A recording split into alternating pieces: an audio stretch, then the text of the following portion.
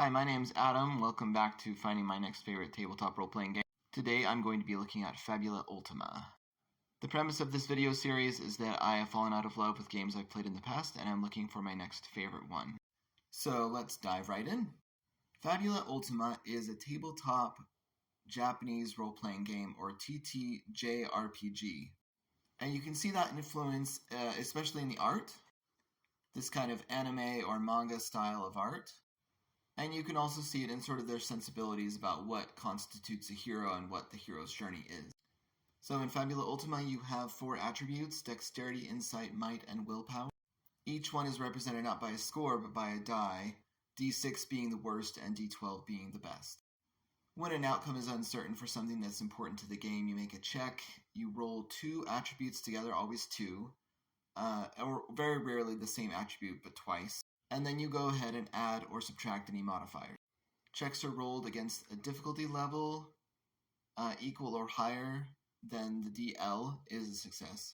You can also fumble. It's an automatic failure when both of the dice present as 1, and you can see why D6 would be the worst, because you have a 1 in 6 chance of getting that 1, whereas a D12, it's only a 1 in 12 chance.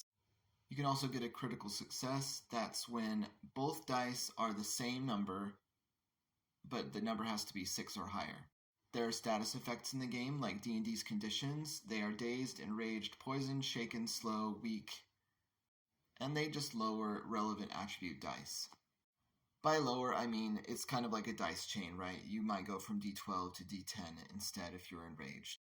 Once you've got your attributes, your character also has an identity, a theme, and an origin, and then also a bond. That's 3 strong emotions. You get to pick which toward another character in your group or an outside force.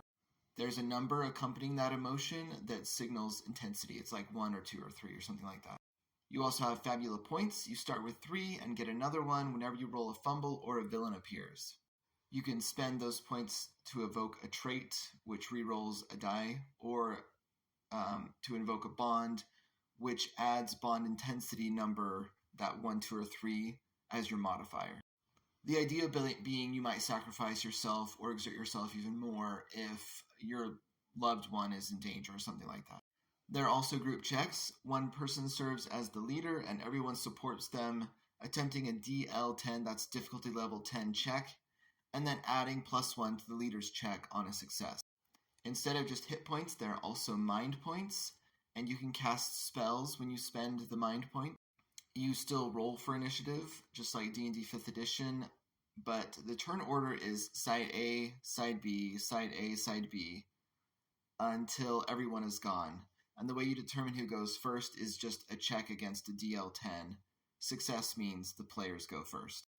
I like that attack and damage rolls are combined, and the damage is the high roll of the dice.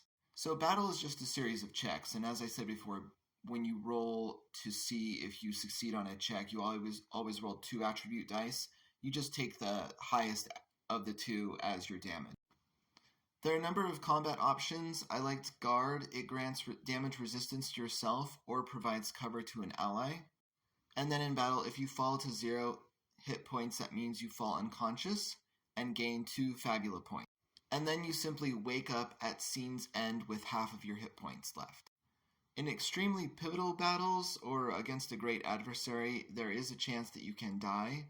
You can choose to sacrifice yourself when you get to 0 hit points, and that means you just go out in a blaze of glory, essentially sacrificing yourself to better ensure that your comrades win. There are also inventory points. You just spend those to produce consumable items, such as healing, potions, or the equivalent, or toxins, or things like that. Or antitoxin, maybe. Maybe not toxin.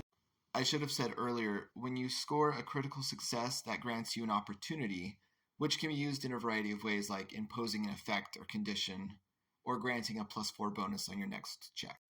One thing that I found to be innovative, at least I haven't seen it before, is that when you are working toward a goal, if it's a simple goal, you just draw a wheel and then draw off like 3 or 4 different quadrants, and then every time you make a check, you get closer to that goal.